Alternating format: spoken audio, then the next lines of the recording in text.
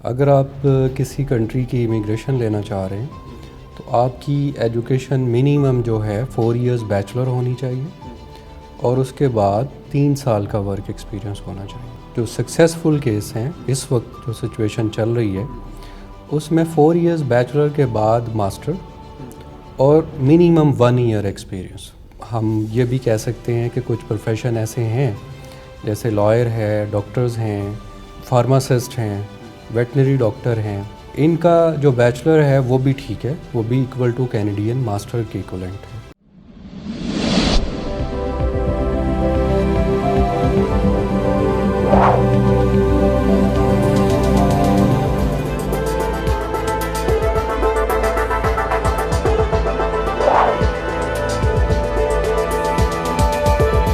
السلام علیکم ناظرین، سیریز آف پروفیشنل وزڈم کے ساتھ علی رحمان خالد حاضر خدمت ہے.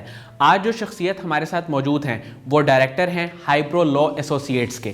اس کے ساتھ ساتھ ہم ان سے جانتے ہیں کہ امیگریشن اور ویزا سے ریلیٹڈ کیا کیا مسائل پیش آتے ہیں اور یہ ہمیں کیا کیا سجیسٹ کرتے ہیں. بہت بہت شکریہ رانا انعام اللہ صاحب آپ کی تشریف آوری کا. سب سے پہلے تو مجھے یہ بتائیے گا کہ جن لوگوں کو ویزا لینے میں پرابلم فیس کرنی پڑتی ہے ان کو آپ کیا بنیادی ہدایات دیں گے؟ سب سے پہلے thank you Qasim Ali Shah foundation, آپ لوگوں نے مجھے بلایا. جو لوگ بھی ویزا حاصل کرنا چاہ رہے ہیں، فرسٹ آف آل اس میں 2 چیزیں ہیں جو ہماری کمپنی جس پہ کام کر رہی ہے، ایک امیگریشن اور ایک اسٹڈی. فرسٹ آف آل میں امیگریشن کی بات کرتا ہوں. اگر آپ کسی کنٹری کی امیگریشن لینا چاہ رہے ہیں تو آپ کی ایجوکیشن منیمم جو ہے 4 ایئرز بیچلر ہونی چاہیے اور اس کے بعد 3 سال کا ورک ایکسپیرینس ہونا چاہیے. اور جو فیوریٹ کیس ہے، جو سکسیزفل کیس ہیں اس وقت جو سچویشن چل رہی ہے اس میں 4 ایئرز بیچلر کے بعد ماسٹر اور منیمم 1 ایئر ایکسپیرینس. اس میں ہم یہ بھی کہہ سکتے ہیں کہ کچھ پروفیشن ایسے ہیں جیسے لائر ہے، ڈاکٹرز ہیں، فارماسسٹ ہیں، ویٹنری ڈاکٹر ہیں. ان کا جو بیچلر ہے وہ بھی ٹھیک ہے، وہ بھی ایکول ٹو کینیڈین ماسٹر کے ایکولنٹ ہے اور 3 سال کا ورک ایکسپیرینس ہونا چاہیے. آئلٹس کا اسکور اچھا، آئلٹس بہت سارے لوگ جو مجھے سن رہے ہوں گے وہ آئلٹس کو سمجھتے ہیں کہ آئلٹس کیا چیز ہے. یہ ایک انگلش لینگویج کورس ہے. ظاہر ہے آپ نے ایک انگلش کنٹری میں جانا ہے تو آپ کو انگلش آنی چاہیے. تو انگلش کا کورس آپ کریں گے، 3 سال کا ورک ایکسپیرینس ہوگا. اس میں جو فیوریٹ ایج ہے وہ انڈر 30 ہے اور 35 تک جو ہے وہ سکسیزفل کیسز ہو جاتے ہیں ایزیلی. اور دوسری طرف ہم آتے ہیں اسٹوڈنٹ کنسلٹنسی پہ. تو اسٹوڈنٹس کے لیے پاکستان سے منیمم 12 ایئرز ایجوکیشن ہونی چاہیے. جیسے ہمارے ہاں اے لیول ہے، ایف اے ہے، ایف ایس سی ہے، آئی کام ہے اور جو بھی انٹر لیول پہ ایجوکیشن بنتی ہے. تو یہ منیمم یہ ایجوکیشن ہونی چاہیے. اور اسٹڈی کے لیے کوشش کریں کہ اسٹڈی گیپ نہ ہو، کم سے کم گیپ ہو. اور آئلٹس کا اسکور آپ نے لینا ہے. کچھ یونیورسٹیز جو ہیں وہ آپ کو آئلٹس ایگزیمپٹ کر رہی ہیں، وہ آئلٹس کا ٹیسٹ نہیں لیتی. ان لوگوں کا اپنا ہی انٹرنل ٹیسٹ ہے یونیورسٹی کا، وہ آن لائن آپ سے ٹیسٹ لے لیتی ہیں اور آپ کا آئلٹس ایگزیمپٹ ہو جاتا ہے. کیونکہ مجھے کافی یہ کیوریز آتی ہے کہ کیا آئلٹس کے بغیر ہم ایڈمیشن لے سکتے ہیں؟ تو اس کا آنسر ہے بالکل لے سکتے ہیں. کچھ یونیورسٹیز آپ کی انگلش لینگویج کا ایک لیٹر یونیورسٹی کی طرف سے مل جائے تو اس کو بھی ایگزیمپٹ کر لیتی ہیں. اور دوسرا یہ کہ آپ کو آن لائن ان کا ایک ٹیسٹ دے دیں. اور زیادہ تر یونیورسٹیز جو ہیں وہ آئلٹس مانگتی ہیں، تو وہ آئلٹس کا ٹیسٹ آپ کو دینا پڑتا ہے. تو آپ کا جو کویسچن تھا کہ کیا کرنا چاہیے، جیسے ہی آپ انٹر آپ کی کمپلیٹ ہو، اگر تو آپ کا مائنڈ ہے تو پھر آپ بیچلر کے لیے Canada, Australia, U K, Europe جا سکتے ہیں. اور اگر ابھی آپ نہیں جانا چاہ رہے تو پھر آپ بیچلر کے بعد بھی جا سکتے ہیں. بھلے وہ 2 ایئرس بیچلر ہے یا 4 ایئرس بیچلر ہے, اس کے بعد بھی اسٹڈی پہ جا سکتے ہیں. سر آپ کی جو کمپنی ہے ہائبرو, وہ اس وقت کیا کیا سروسز پرووائڈ کر رہی ہے؟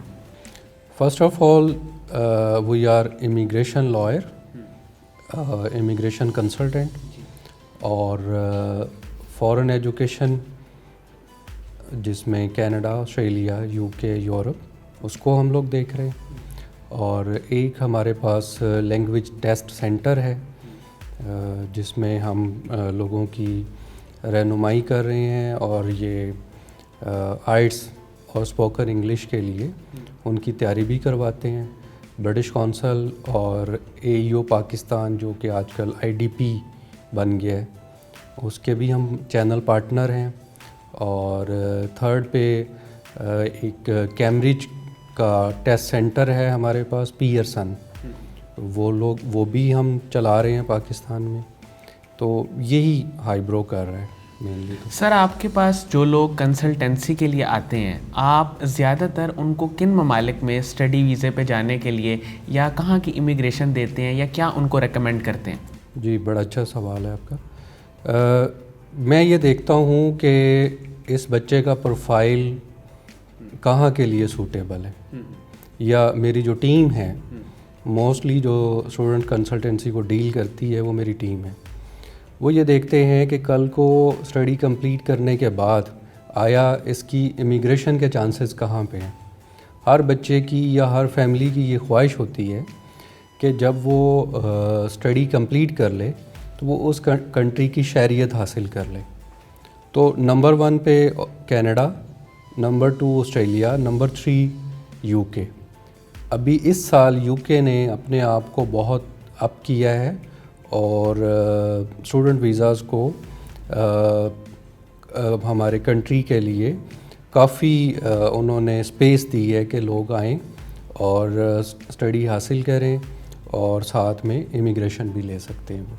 سر آپ یہ بتائیے گا کہ پاکستان سے سالانہ یا اینول بیسس پہ کتنے لوگ جو ہے وہ اسٹڈی ویزے کے لیے باہر اپلائی کرتے ہیں, اور UK کے علاوہ اور کون کون سی کنٹریز ہیں جو ان کو وارملی ویلکم کرتی ہیں؟ پاکستان سے میں کہہ سکتا ہوں کہ لاکھوں لوگ فارن ایجوکیشن کے لیے اپلائی کرتے ہیں.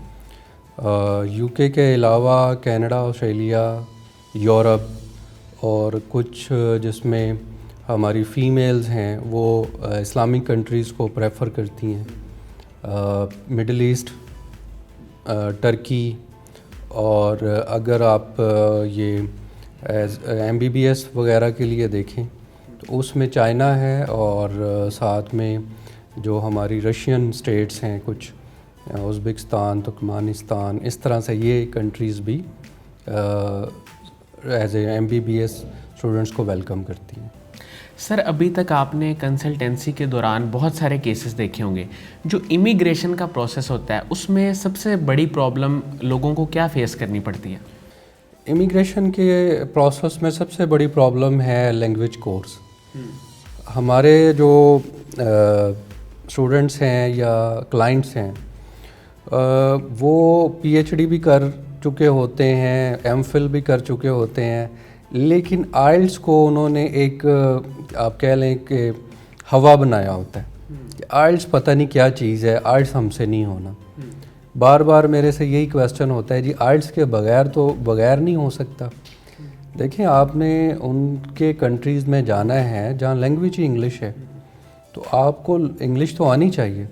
آپ 18 ایئرز ایجوکیشن لے چکے ہو, آپ ماسٹر کر چکے ہو, آپ MPhil کر چکے ہو, آئلٹس سے آپ لوگ گھبراتے ہیں, جبکہ ایسا کچھ بھی نہیں ہے. اگر ٹیکنیکلی اس کو دیکھا جائے, جو میرا 18 ایئرز کا ایکسپیرینس ہے, 2 سے 3 ماہ اگر آپ پراپر تیاری کریں تو آپ ایزیلی آئلٹس کا ٹیسٹ پاس کر لیتے ہیں. اس کے لیے ہم نے اپنے سینٹر بنائے ہوئے ہیں, وہاں پہ پراپر کوچنگ ہوتی ہے, جو برٹش کونسل کے سرٹیفائڈ ٹیچرز ان کو کوچنگ دیتے ہیں. 6 ہفتے, 8 ہفتے, 2 مہینے, 3 مہینے کی تیاری کے ساتھ آپ ایزیلی آئلٹس کا ٹیسٹ پاس کر لیتے ہیں.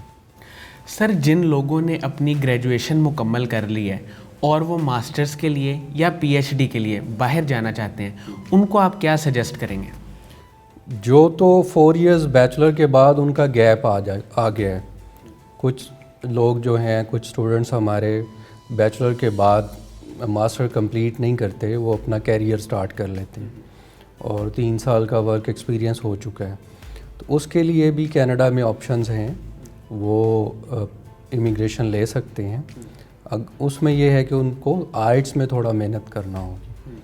اور بہت سارے لوگ ایسے ہیں جن کے بلڈ ریلیشنز ہیں کینیڈا میں, تو بلڈ ریلیشن کے الگ سے پوائنٹس ہیں. اور اسی طرح کینیڈا کے 2 صوبے ہیں جو فیملی اسپانسر بیسڈ امیگریشن دے رہے ہیں, کہ وہاں سے آپ فیملی سے اسپانسر کروائیں تو ایزیلی آپ کی امیگریشن ہو جاتی ہے. اور اس میں آئلٹس کا سکور بھی آپ کو کم کرنا پڑتا ہے. سر آخر میں آپ سے یہ جاننا چاہوں گا, قاسم علی شاہ صاحب کے بارے میں آپ کی کیا رائے ہے؟ قاسم علی شاہ صاحب ماشاءاللہ جو ابھی ہمارا یہ دور چل رہا ہے اس میں پاکستان کی نہ پاکستان سے لے کر آل اوور دا ورلڈ جہاں بھی لوگ ان کو سنتے ہیں, اور ان کے لیے ایک روشن ستارہ یا روشن کرن آپ کہہ سکتے ہیں, جن سے لوگ موٹیویٹ ہو کے اپنے کیریئر کا آغاز کرتے ہیں. اور بزنس مین سے لے کے اسٹوڈنٹ تک وہ ان سے رہنمائی حاصل کرتا ہے. اور میں سمجھتا ہوں کہ کیریئر گرومنگ میں اور جب بھی آپ نے اپنے کوئی فیوچر کے بارے میں سوچتے ہیں, آپ قاسم علی شاہ صاحب سے رہنمائی لے سکتے ہیں. اور ماشاءاللہ سے کافی لوگ ان کو فالو کرتے ہیں, اور ان کی جو اسلامک پوائنٹ آف ویو سے خاص طور پہ موٹیویٹر تو بہت سارے ہیں, لیکن جو اسلامک پوائنٹ آف ویو سے جو ان کا ایک وہ جس طرح سے رہنمائی کرتے ہیں وہ اپنی مثال آپ ہے. بہت بہت شکریہ رانا انعام اللہ خان صاحب آپ کی تشریف آوری کا. ناظرین, مجھے امید ہے کہ جن لوگوں کو ویزا سے ریلیٹڈ یا امیگریشن سے ریلیٹڈ پرابلمس ہیں ان کے بہت سارے سوالات کا اس ویڈیو میں انہیں جواب ملا ہوگا. اپنا بہت ہی خیال رکھیے گا. شکریہ. اللہ حافظ.